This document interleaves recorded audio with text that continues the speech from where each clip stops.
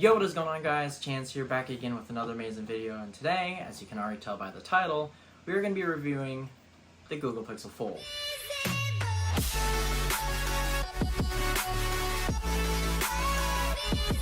Now guys, I just gotta tell you, I've had a great experience with the Google Pixel Fold.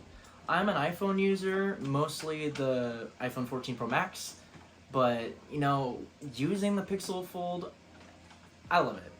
I've used Samsung Galaxy Folds before in the past. They were not my favorite thing, I'll be honest.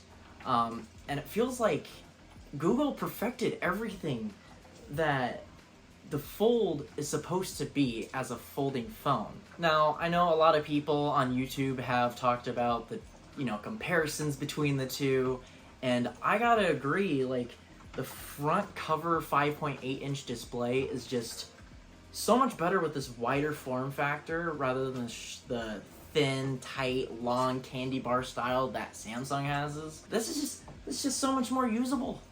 Like, all one-handed and tiny. It's great. And it, like, literally, you just open it up and it opens. It folds open. It's like the best thing a foldable can be. Now, in terms of the inner display with these, what people have been calling thicker bezels, I'll say when I first opened up the phone, they were noticeable, and yes, this top bezel right here is thinner than this bottom one, so they are uneven, but it starts fading away, kind of like how notched phones did.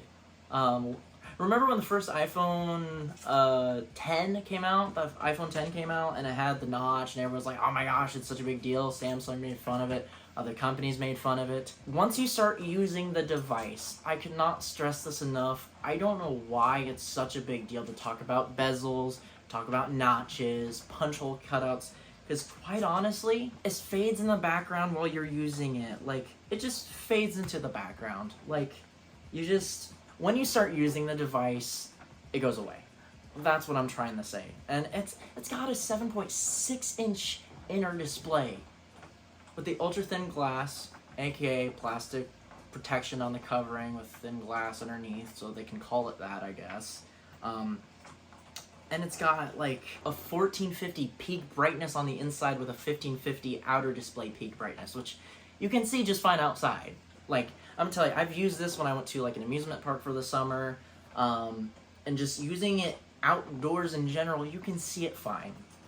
Like, it's not like 2000 peak iPhone brightness, obviously, but it's still quite up there, and if you're just using it, you'll see the screen just fine. You don't have to worry about it. That's not an issue. Really, it's not. Now, I'll just get out of the way.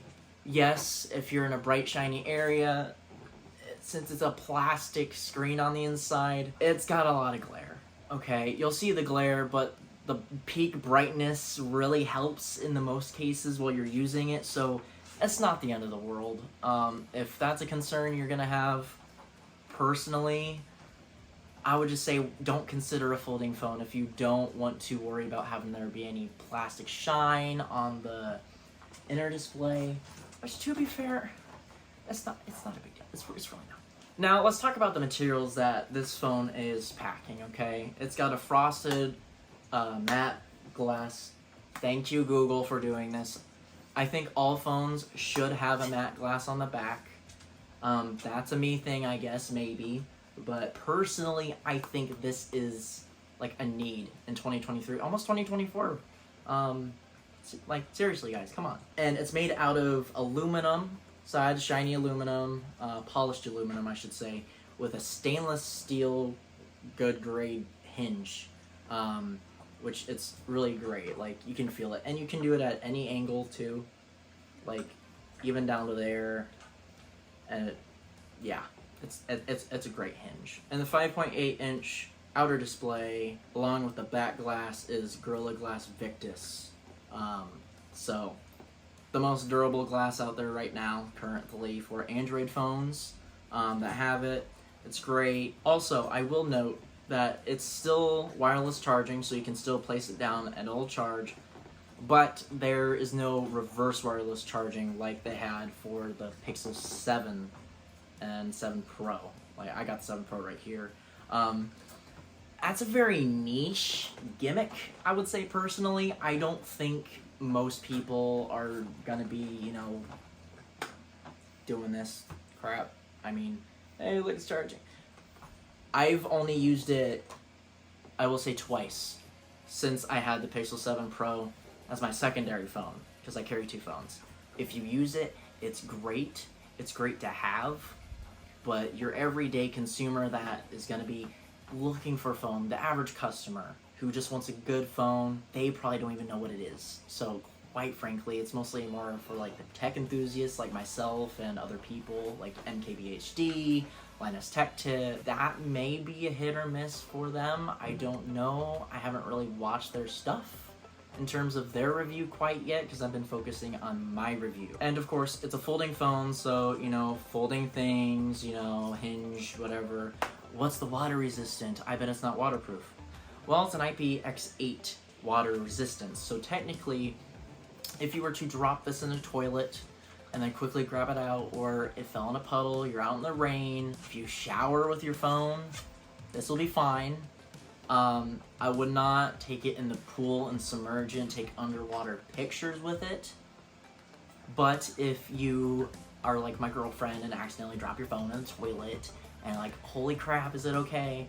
It'll be fine. Don't worry about it. But the X8 means that it's not dust resistant, but according to Jerry Rig Everything's video that he did on durability testing it, it was fine. It handled it perfect, and there's no dust I got in it, technically. So it's not rated for dust resistance, really, mostly just for the water portion. But take note, it can, in most instances, probably survive dust and grain and sand and whatever, because that's what he used. So to be fair, if you're in the sandy area on a beach, you might be fine. Now, in terms of battery life, as Google says on their website, it's the thinnest foldable, and it's thin, like, it's thin. It's been kind of a toss-up in terms of my use case the past week. I would say on a casual use of just, you know, going out, let's just say, like, I went to Adventureland, an amusement park with my friends, and it was more of a casual use, like, took some pictures, took some photos, watched a little bit of TikTok here and there. TikTok, I should say.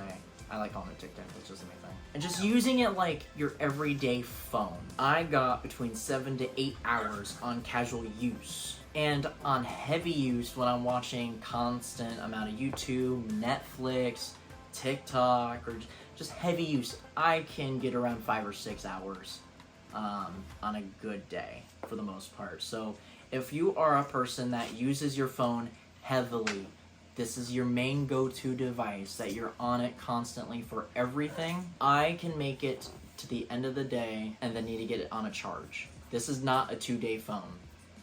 If you can do very casual use to very little to no use, you could probably make it a day and a half. Maybe borderline half on that. But it's nowhere iPhone 14 Pro Max battery life, Samsung Galaxy S23 Ultra battery life, Pixel 7 Pro, for instance. That thing lasted me way more than a day and a half. Almost 2 days in some cases if I'm very casual. But do not buy this phone and expect it to last you more than a day if you're a heavy user. If you're a casual user and that's all you are, you can maybe make it to almost borderline day and a half. Maybe. I know there's people that are saying I can barely get 4 hours. Again, it depends on how much you use the phone, and of course, if you're constantly using the inner display, bigger display, you know, needing to get the extra brightness out on a sunny day, especially during the summer, like July, you're gonna be eating up the battery life. Currently, I mean, let's see, my screen on time today, 6 hours and 17 minutes, and I'm at 41% right now. I barely used the phone today, very casually, barely use the phone today. So what I will say about the battery life is it's not great battery life, but it's not bad battery life. It's good.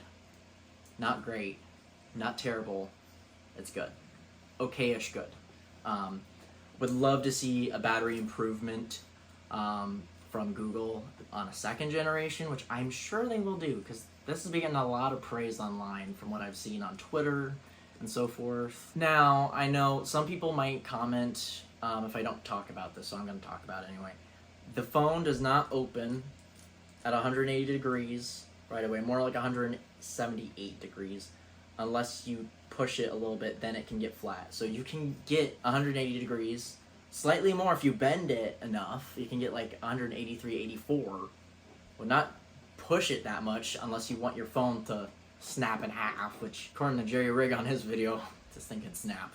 The crease, gotta talk about the crease. I mean, there's a crease there, but it's not bad. Now the fingerprint scanner on this thing is super quick. I think it's the best.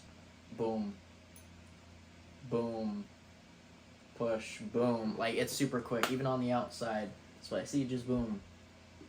It's like super freaking quick. Overall, my thoughts. Should you get the Google Pixel Fold for its retail price of $1,800? Yes and no. The thing is, you got to take into account of everything this packs. Like, it packs a really good camera because, you know, Google software engineering, and their camera's good. It's like the best picture on a foldable. Honestly, I've enjoyed this phone the past week.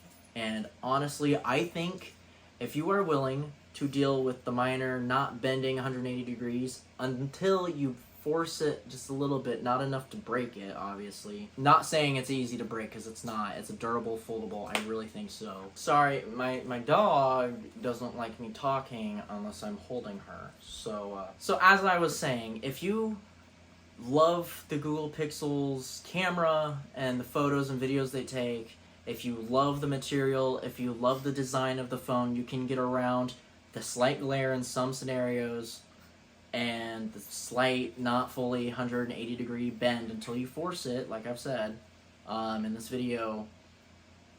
And you don't care too much about how fast your phone charges, as long as it's great, because to be fair, the thing is amazing. And not to mention the audio quality. I didn't even talk about that, sorry. The audio quality, people say it's tinny, it's bad. No, I've enjoyed it a lot.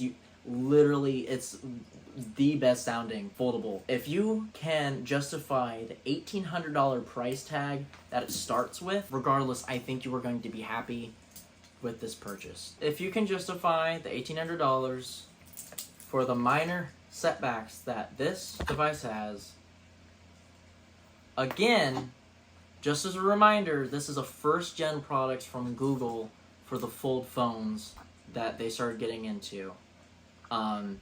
So there's obviously improvements that can be made, obviously, but if you are willing to be a first adopter, this is not a bad phone. That is why I am going to be keeping this. This has been Chances Lit on YouTube. Please subscribe and like the button down below if you enjoyed today's video. And of course, I'll see you in the next one. Peace.